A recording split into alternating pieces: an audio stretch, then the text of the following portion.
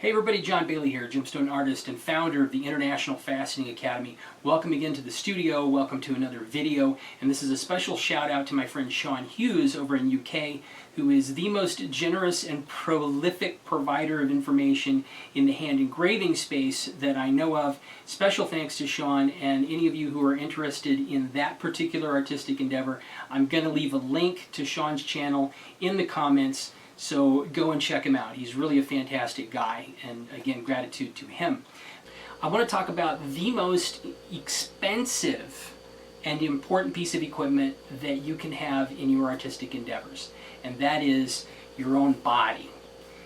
It doesn't matter if your mechanical equipment in the studio, if that stuff breaks, you can call up, you can buy a new one, you can repair it. Usually you can FedEx, we can speed it all up. Once you damage the body, you can't speed it up, and it might hurt a lot trying to get it repaired. And there's nothing that sucks more or is more frustrating than trying to do an artistic endeavor, because if you're involved in something artistic, it's probably pretty compulsive. And trying to feed that compulsion and having physical pain prevent you from doing that is incredibly frustrating.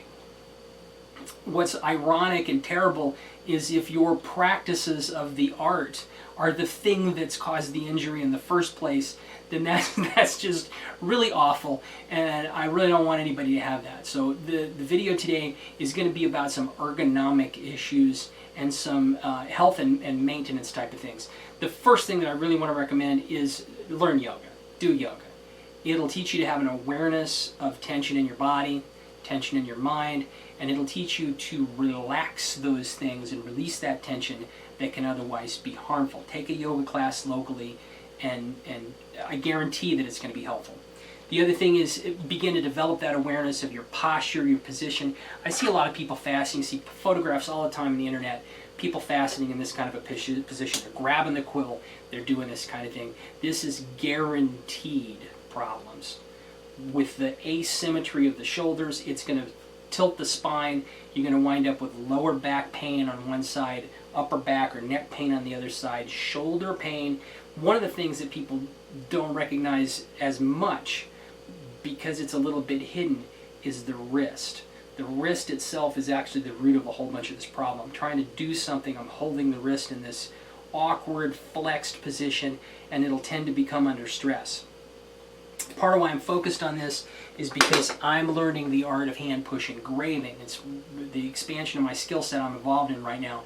And the first thing I noticed as soon as I started burying the engraver in my palm and started trying to push, I started doing this with the wrist, and I had pain within a day.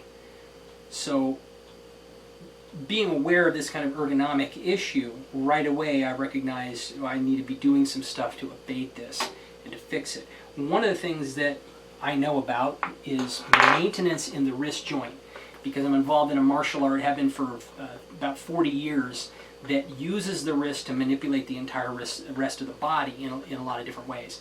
It seems like, you know, a little bit like magic, but as soon as you start tweaking the thing around, there's a lot of nerves in there, and people can jump in all kinds of crazy directions because of things that happen with the wrist. As soon as you start doing something to the wrist, in order, you know, my response to that, the elbow starts going up, then that means the shoulders start to move, the shoulder starts moving, the spine starts to move, the leg bone connected to the neck bone, and the next thing you know, you're in a lot of pain.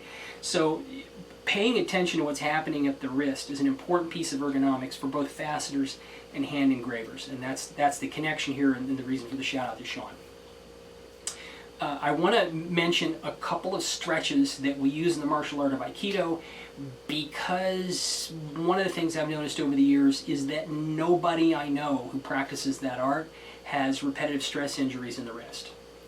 I don't know of anybody, and I know a lot of people who do types of labor that might be prone to generating that kind of an injury, and I believe the Aikido stretches I believe to be protective or therapeutic to prevent those injuries and to rehab them. So I'm going to share a couple of these things. They're things that I do all the time, and I don't have problems with the wrist otherwise. I also find as soon as if I'm tight in the wrist, if I do these things, it takes the tension away and prevents me from having discomfort. So I'm going to share 4 different types of stretches. The first 2 are the most important, so if you want to speed through it, if you only want to do 2 of them, just do the first 2. The main thing I want to say is this is a type of exercise. It's strenuous. It's designed to be strenuous on the connective tissue. If you hurt yourself by overdoing this, do not blame me. Be careful. Go slow. See your doctor. All the standard warnings, because this is an exercise type of a thing. The first type of stretch is really simple. We turn our palms towards our face. We put our thumb between the last 2 metacarpals at the distal end. We grab a hold of the meat of the thumb, and we put the whole thing with the plane of the hand facing away from the body.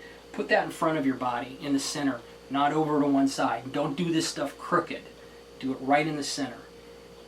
Allow the weight of the arms to just let the thing settle. Don't yank it down.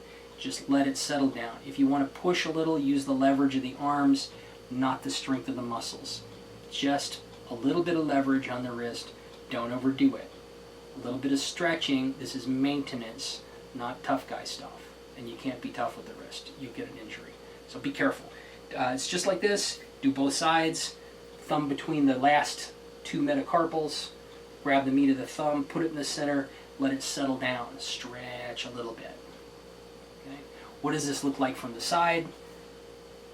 The thumb goes between the last 2 knuckles. Grab the meat. It goes right in the center. Keep your body straight up and down. And just a little bit of stretch. Okay?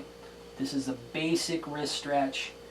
Anybody, if you're keyboarding a lot, if you're faceting a lot, if you're doing anything with stress on the wrist, this will help get the tension out. Stretch number 2. Point your thumb at the floor. Point your fingers straight out from your body. Other thumb goes up in the air. Grab the top of the hand. Grab around it outside the thumb. Bend your forearms at 90 degrees. When I look down on this, it's a nice 90-degree angle. So I've got a Z. 90 degrees here, 90 degrees here if you're looking down from the top. Grab the hand, bring this into the 90-degree position, and then turn those little fingers like I want to touch my little finger to my nose. There's a tendency to lift the elbow or to drop it down this way. Don't do those things. Keep the hand in a vertical plane. Keep the forearm horizontal. Just bring this in and rotate it. This will hurt really bad really fast. So be careful, don't overdo. A little stretch goes a long way. This is maintenance. Okay? Second basic stretch, they call this. From the side, it looks like this. Starts off, thumb down, thumb up, grab it, zigzag, and rotate the hand a little bit. Okay? Always do them both. Keep that body even, Steven. You can bring it towards your body a little and do the rotation. Okay? From the side, it looks like this. Keep that hand in a vertical plane. So the third stretch, those are the first 2, those are the most important 2, the ones I think are the most beneficial. The third one, just show your palm, grab your fingers, and then bend your fingers back and pull a little bit. Again, don't overdo this stuff. I'm stretching all the connective tissue and the muscles in the forearm. Both sides. The last one is a little complicated. It's a little difficult. Act like you got a fever. Oh.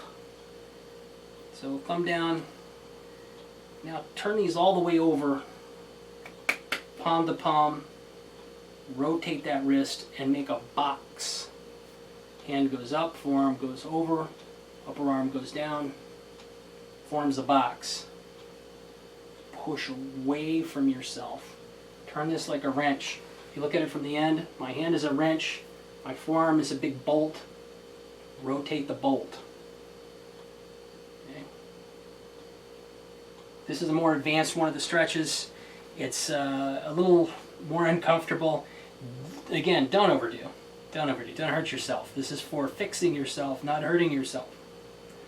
So this is a quick video on ergonomics, a little bit of maintenance, a reminder, take good care of the most important and irreplaceable piece of all of your equipment. Take good care of yourself, feel good, make great art. I'll see you next video.